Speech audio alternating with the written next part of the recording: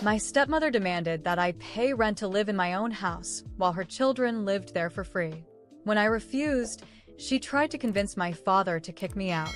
But when I revealed the truth about who really owned the house, everything changed.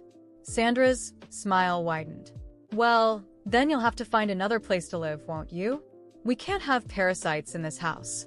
I was sitting at the dining table, my food completely cold as Sandra's words hung in the air. The injustice of it all. Years of being treated like a servant while her children did nothing, and now this. Something inside me finally broke. So, let me get this straight, I said, my voice surprisingly calm. James, who graduated college 2 years ago and spends his days playing video games, doesn't have to pay rent. Melissa, who's in her 3rd year of college and has never done a single chore in this house, doesn't have to pay rent either. But I do? I decided my children don't need to pay rent while they're getting established, Sandra replied, dabbing her mouth with a napkin. A strange calm washed over me. Maybe it was all those years of bottled-up frustration, or maybe it was simply time for the truth to come out. I felt a smile creep onto my face. Not the usual polite smile to keep the peace, but something different. Something that made Sandra's own smile falter slightly. Well, that's interesting, I said, leaning back in my chair. I'm not going to pay rent, because this house belongs to me. The silence that followed was deafening. Then James started laughing, followed by Melissa's shrill giggle. Sandra laughed too, but there was a nervous edge to it. What are you talking about? She asked, still chuckling. This house is mine, I repeated, not breaking eye contact. The laughter faded as they processed my words. Sandra's face cycled through a range of emotions. Amusement, confusion, disbelief, and finally, something close to panic. That's ridiculous, she stammered, grabbing her phone. I'm calling your father right now. Her perfectly manicured nails tapped aggressively on the screen as she put the call on speaker. The ringing seemed to echo throughout the kitchen. Hello? My father's voice crackled through the speaker. David? Sandra's voice was tense, controlled. Ruby is telling some interesting stories about the house. She says the house belongs to her. That's not true, right? The silence on the other end dragged on for what felt like an eternity. When my father finally spoke, his voice was hesitant. Well, he cleared his throat. Actually, my in-laws put the house in Ruby's name before they passed away. You didn't think you should mention that. Sandra practically screamed. How could you not tell me this? I didn't think it was important, my father replied weakly. It never seemed relevant. Not relevant? Sandra's face turned red. Not relevant that your teenage daughter owns our house. She hung up before my father could respond, nearly slamming the phone onto the table. The kitchen fell into an uncomfortable silence, broken only by the hum of the refrigerator. James and Melissa stared at me like they'd never seen me before. Sandra was breathing heavily, clearly trying to compose herself. When she finally spoke, her voice was artificially cheerful, but I could hear the slight tremor. Well, she forced a laugh that sounded more like a sob. This has been a big misunderstanding. Of course, you don't need to pay rent. Ruby, let's just forget this conversation, okay? I had completely lost my appetite. Without saying a word, I stood up and went upstairs. As I climbed the stairs, I could hear hurried whispers from downstairs, Sandra's harsh tone mixed with James and Melissa's anxious voices. By 6 the next morning, I was already awake, staring at the ceiling, thinking about how much had changed in just a few hours. Around 7, I heard movement downstairs, the familiar sound of Sandra making her morning coffee. I was about to go down for breakfast when I heard her voice. David, you need to do something about this situation, she said, her voice low but intense. Your daughter can't, we just need to make her leave. I froze on the stairs, holding my breath. I know the house is hers, David, Sandra continued, frustration clear in her voice. But she's making things difficult. She doesn't fit here anymore. She's becoming a problem. There was a pause. Even from where I was, I could sense my father's hesitation. But, Sandra, it's her house. I can't just kick her out. No one's talking about kicking her out. Sandra's voice turned sweet, that syrupy tone she used to manipulate. We just need to steer her in the right direction. What about those out-of-state colleges she applied to? You could encourage her to go to one of them. Tell her it'd be good for her independence. My stomach twisted when I heard my father's reluctant reply.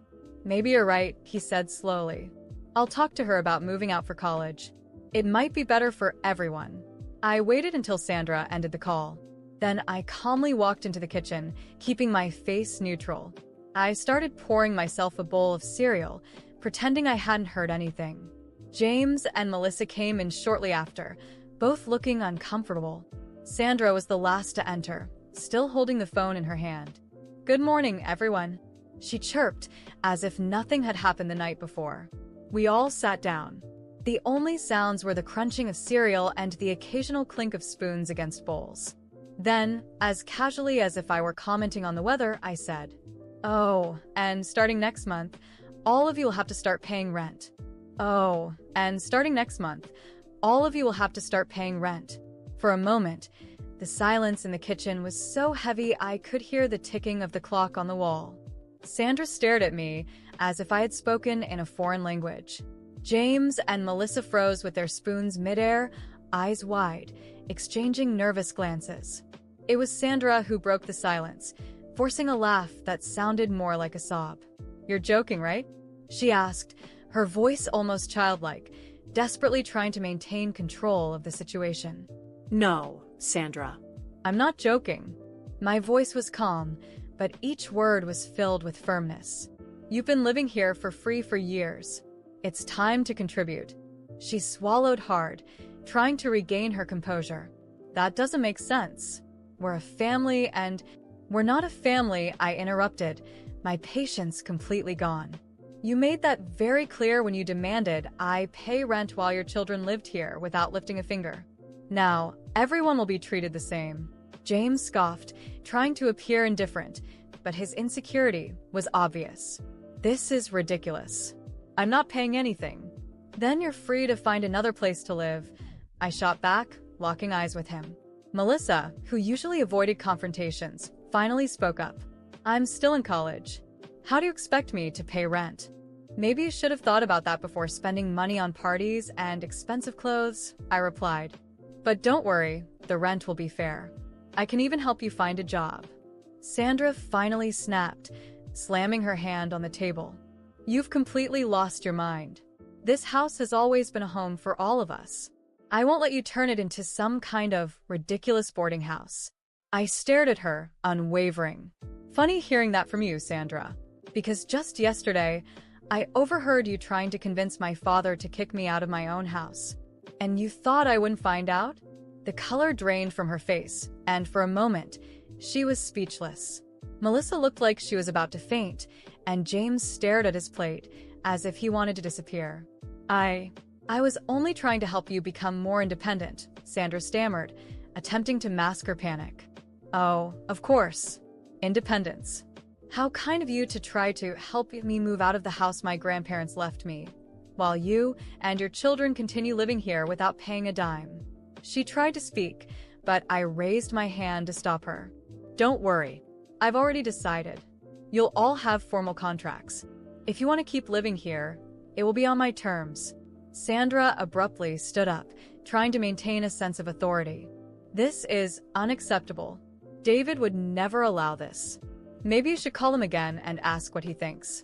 Or better yet, ask what he'll do when I decide to kick everyone out and sell the house." The shock on her face was almost satisfying.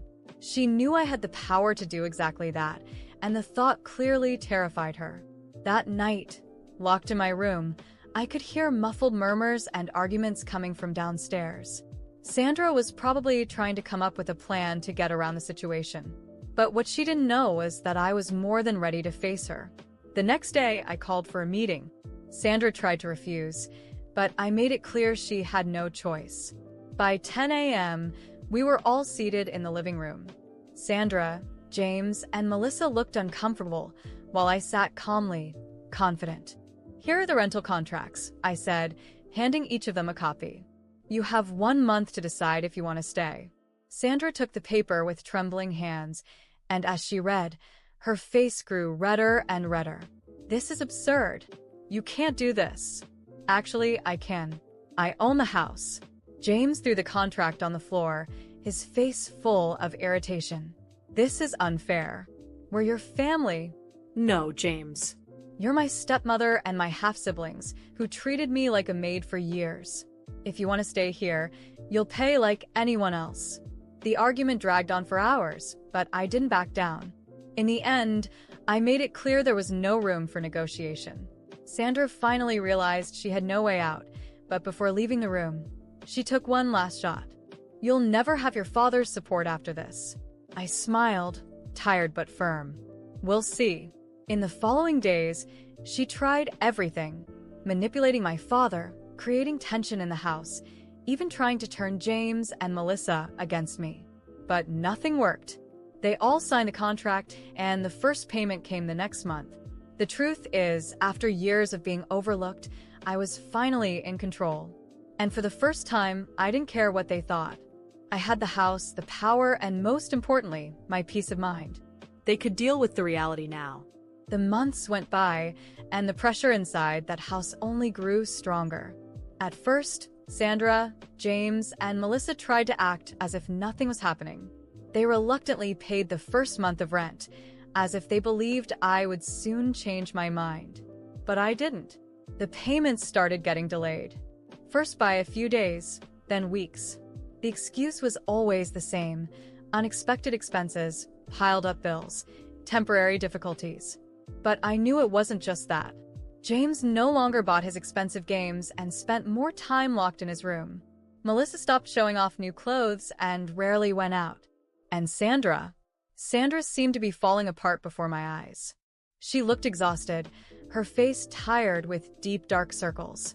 So, I decided it was time to settle the situation once and for all. On a rainy night, I gathered everyone in the living room. The atmosphere was heavy. My father sat on the couch, defeated, while Sandra stood with her arms crossed, trying to maintain a superiority that no longer existed. James and Melissa, as usual, kept their heads down, avoiding eye contact. It's been 3 months since you've paid the full rent, I began, my voice calm but firm. I could easily throw all of you out. Sandra widened her eyes, outraged. You would never do that. I looked at her coldly. Don't underestimate how much I've endured. But look, I'll be fair. I won't charge my father rent. Not because he can't pay, but because I know he's being manipulated. Out of respect for him, I'll spare him this responsibility. My father lifted his head, surprised, but stayed silent. He knew I was right. Now, with you, Sandra, it's different. I continued, locking my gaze on her. You've always treated me like a maid here, bossing me around while your children didn't lift a finger. So, I thought of something fair. You can continue living here, but instead of paying with money, you'll pay with work. You'll clean a house, do the laundry, cook. You'll be the maid here. Sandra's face turned pale. She raised a hand to her mouth as if trying to contain her despair. You must be joking, she whispered, her voice weak. I'm not. My voice was firm. And to make things crystal clear, you will wear a maid's uniform. I want you in that black and white apron, hairnet on your head, the full outfit. If you're going to work, do it properly. Sandra stood frozen for a few seconds. Then, unable to hold back her tears, she turned to my father. David, are you going to let her humiliate me like this? My father looked uncomfortable, but said nothing. Dad, with all due respect, don't interfere. You know why I'm not charging you. But Sandra needs to pay for what she's done. He sighed, lowering his head. Sandra remained there, quietly sobbing. Melissa watched her, pale, and James didn't react at all. Sandra left the room, defeated. The next morning, I went downstairs and found Sandra in the kitchen. She was wearing a maid's uniform, a simple black dress, a white apron tied around her waist, and a hairnet covering her hair. Her expression was empty as she mechanically cleaned the counter. Good morning, Sandra. I spoke naturally. She didn't answer. I grabbed a glass of orange juice and sipped it calmly. Then, as if by accident, I let the glass slip from my hand, spilling the juice all over the floor. Oh, how clumsy of me. Could you clean that up, please? She stood still for a moment. Then, slowly, She knelt and started cleaning the floor with a cloth. But it didn't stop there. At lunch, I made a point of sitting at the table and asking Sandra to serve me. "Sandra, put more sauce on my plate. And please don't spill it." She served me in silence, her hands trembling. I stared directly at her, savoring every second of that role reversal. It wasn't cruelty. It was justice. Later in the afternoon, I called Sandra into the living room. "Sandra, the living room windows are dirty. I want you to clean them now." She hesitated. "But it's already getting dark." I tilted my head. "I asked you to clean them, Sandra. Or would you prefer to pay rent with money?" She turned red, bit her lips, and grabbed the cleaning supplies. As she climbed onto the stool to clean the windows, I looked at James and Melissa, who silently watched the scene. "You two could help, you know? Or would you prefer to sign new contracts with higher rent?" They quickly got up and disappeared into their rooms. Sandra kept cleaning in silence, and I sat there, watching. That night, I lay in bed staring at the ceiling. I felt a peace I hadn't felt in years. It wasn't joy. It wasn't malice. It was the certainty that I had finally put things in order. And I don't regret it. Sandra got exactly what she deserved. My father made his choice, and I made mine. If anyone thinks I was cruel, let them think what they want. No one lived what I lived. Now I finally have peace. And I won't give that up for anyone.